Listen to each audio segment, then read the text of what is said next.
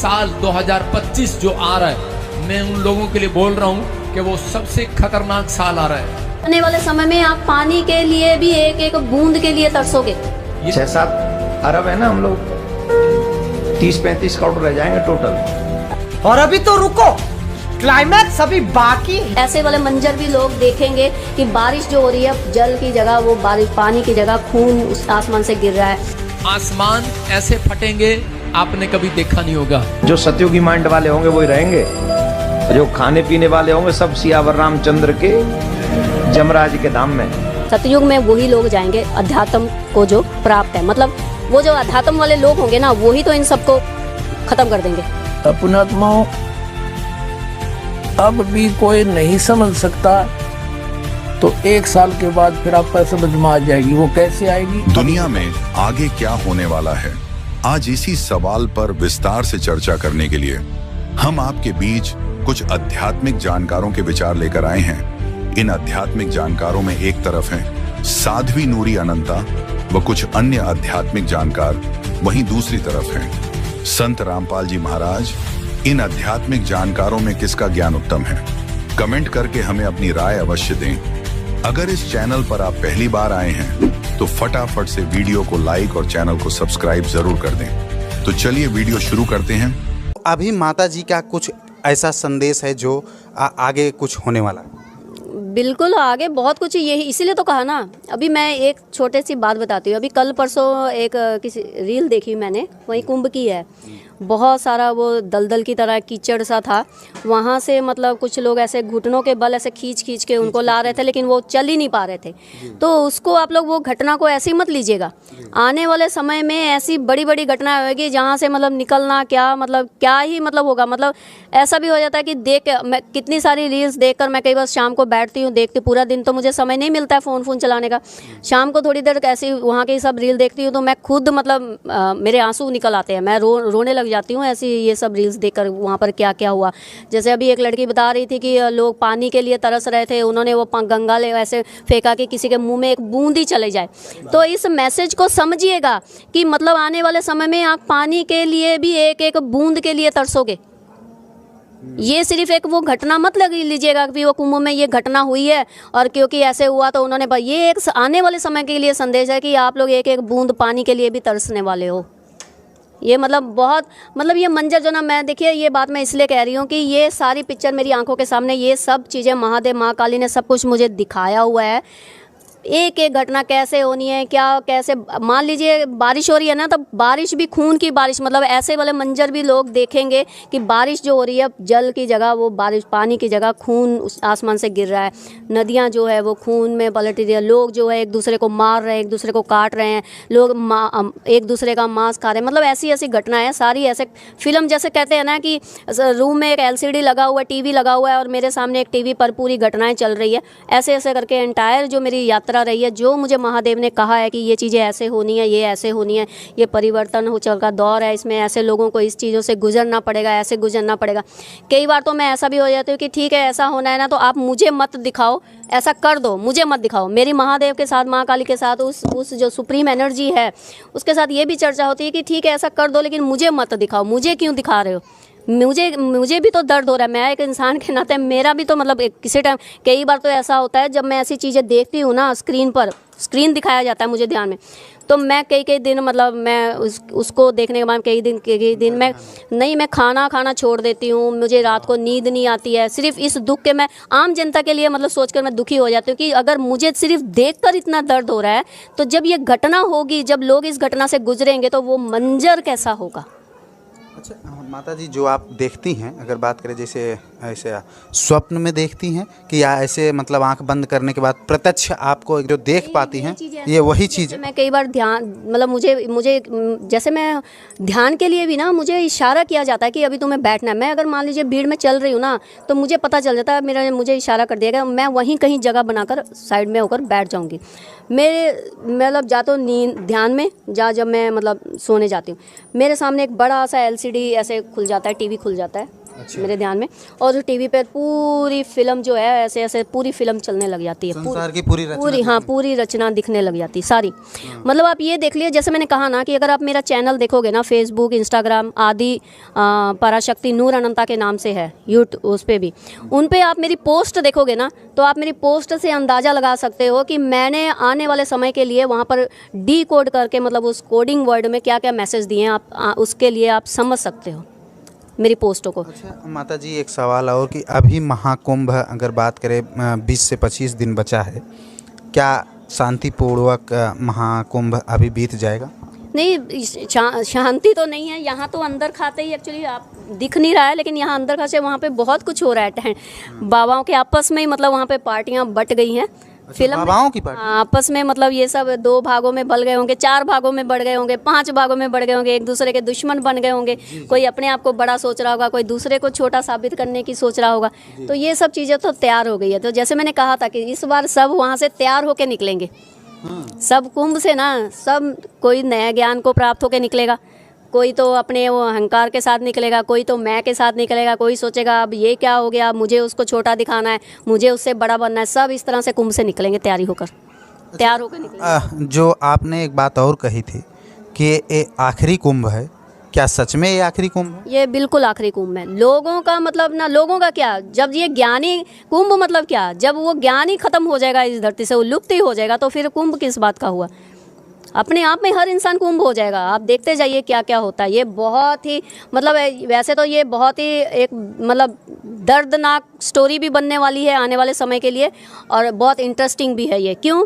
क्योंकि जैसे कहते हैं ना कि रामायण पढ़ रहे हैं हम लोग, सुनी है, महाभारत हम लोगों ने सुनी है, लेकिन ये जो कल की लीला चल रही है ना, हरिहर लीला, कल की लीला मीन्स हरिहर लीला, विष्णु जी और महाकाल, मतलब विष्णु जी माँ काली के रूप में और महाकाल महादेव, वो दोनों मिलकर लीला कर रहे हैं।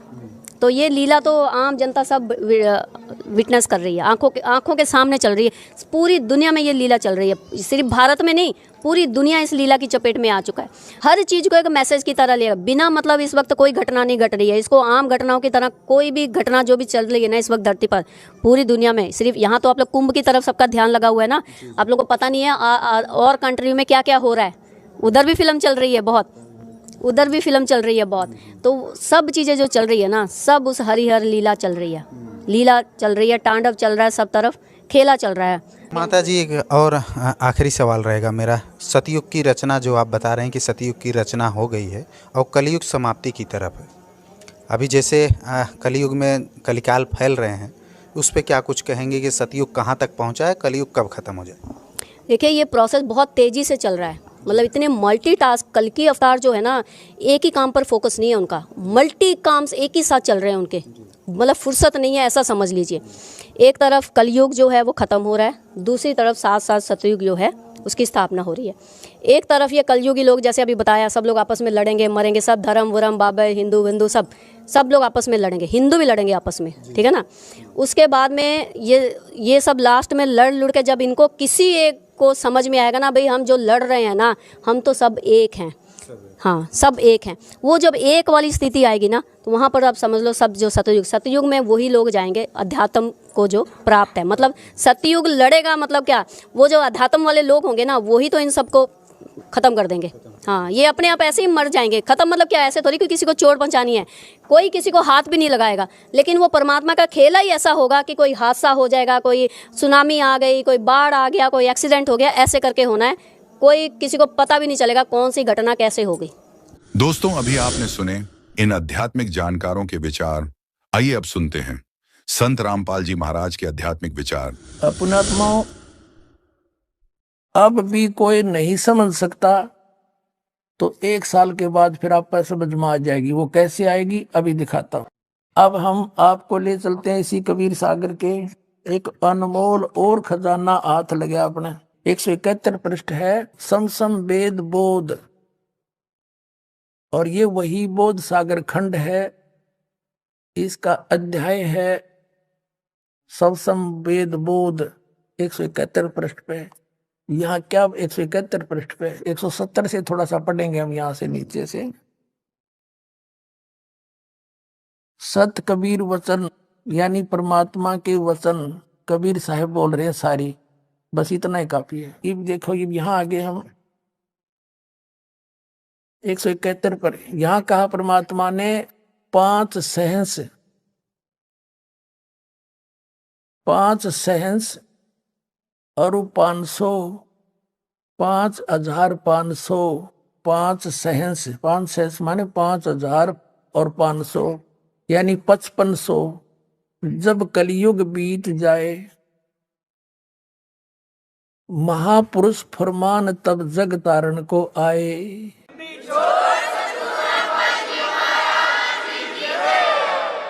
5500 जब कलयुग बीत जाए महापुरुष फरमान तब जग तारण को आए। कबीर साहब ने 600 वर्ष पहले लिखा था और इन भविष्य वक्ताओं ने तो बाद में परमात्मा के द्वारा रचे विधान को ही बताया है। जैसे सूर्य उदय होना ही था, क्यों परमात्मा ने निर्धारित कर रखा है। बताने वाले ने बता दिया, अच्छा है, ना बताता तो भी होना ही था। हिंदू तुर्क आदिक सब जेते जीव जहान सतनाम की साख गह ये पावे पद निर्वाण।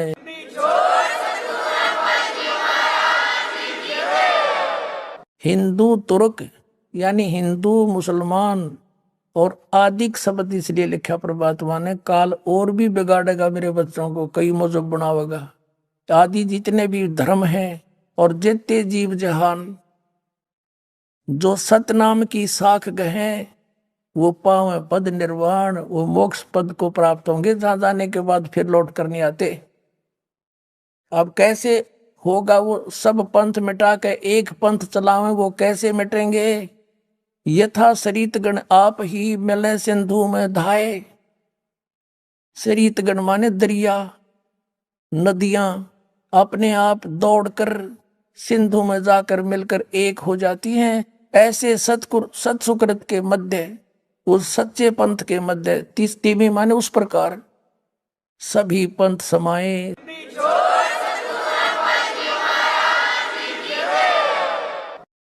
यथा सरितगण आप ही मिले सिंधु में धाये, धाये माने दौड़ के बाज गए, और सत्सुकृत के मध्य तिमी सभी पंथ समाये। जब लग पूर्ण होए नहीं ठीके को तीथे वार, और कपट चातुरी तबलों समसम वेद निराधार। कबीर साहब धर्मदास जी को कह रहे हैं कि ए प्यारी आत्मा, आज मैं जो ये सूक्ष्म वेद के अंदर लिख रहा हूं, ये सूक्ष्म वेद है सारा कबीर सागर। मैं जो आज लिख रहा हूं या आज बोल रहा हूं, तू लिख रहा है, ये आज का बोला। जब तक वो ठीक का समय नहीं, वो ठीक नहीं आवेगी। ठीक का अर्थ होता है निर्धारित समय। जैसे हम उस समय जन्म हुआ दास का, उस समय हमें अपनी लोकल लैंग्वेज का यूज करना पड़ा था। तो हमारे सभी नगर निवासी ग्रामवासी ये कहा करते, जैसे कोई व्यापारी भैंस ले जाता था और पैसे कुछ नहीं दे पाता था, कहता था फलाने दिन आ जाना, फिर कहता था भी नहीं बने 2 महीने पीछे आ जाना उस दिन। तो कहा करते कि वो व्यापारी पैसा ना देकर आगे से आगे ठीक बता रहा है। ठीक माने निर्धारित समय दे रहा है और समय बतावा है। तो यहाँ परमात्मा ने कहा कि जब लग वो ठीक का तिथिवार नहीं आवेगा, वो 5505 नहीं आवेंगे, तब लग तो मेरी बात या सूक्ष्म वेद में कही हुई बिन कति निराधार लगेगी। क्या कि सभी पंथ ऐसे मिल जाएंगे उस एक पंथ में, जैसे दरिया भाग करावे हैं, सब पंथ मिटा के एक चलाऊंगा। कहते आज ना जच्चे या बात है। जब लग पूर्ण होए नहीं ठीके को तीथेवार, ठीक की तिथिवार, और कपट चातुरी तब लगे। ये सूक्ष्म वेद निर्धार कि तब तक तो सभी पुण्यात्मा जितनी भी आत्माएं हैं कपट चातुरी के कारण इन औरों को भगवान मानती हुई ना तो कबीर जी को भगवान माने और ना उनका याद जच्चा कि यू काम भी होगा, सब एक होंगे। पूरी पृथ्वी पर देखो आगे मालिक ने क्या लिखा है कि पूरा शांति होगी पूरे विश्व में, पूरी धरती पे। देखो हम यही पढ़ रहे हैं सूक्ष्म वेद 171 पृष्ठ पर कबीर सागर से। अब हम यहाँ आ गए हैं कि जब लग पूर्ण होए नहीं ठीके को तिथि वार, इस ठीक की तिथि वार वो दिन नहीं आवेगा। और कपट चातुरी तब लो और सब संवेद निराधार है। तब तक तो सारे प्राणी कपट और चतुरता से काम लेंगे, कर्म बिगाड़ेंगे अपने, और मेरा ये लिखा हुआ सब संवेद सब निराधार नजर आवेगा। और फिर देखना जब ठीक का दिन आवंत, यो ठीक है ठीक नहीं, अंत नहीं आवंत, सब ही नारी नर शुद्ध, सब ही नर नारी शुद्ध हो जाएंगे, बुराई छोड़ देंगे, कपट चातुरी छोड़ देंगे। सब ही नर नारी शुद्ध तब जब ठीक ठीक का दिन आवंत, यो ठीक का दिन है, गलती मेरे मिसप्रिंट हो रहा है। और कपट चातुरी छोड़ के शरण कबीर गहंत,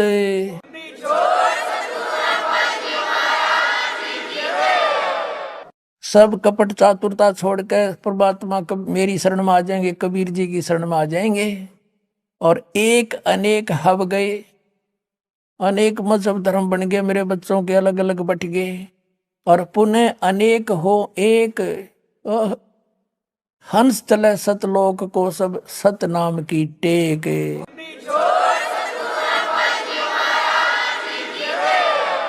अब तो एक से अनेक हो गई है, अब फिर अनेक से फिर एक होंगे, और सतनाम लेके सबके सब सतलोक में जाएंगे।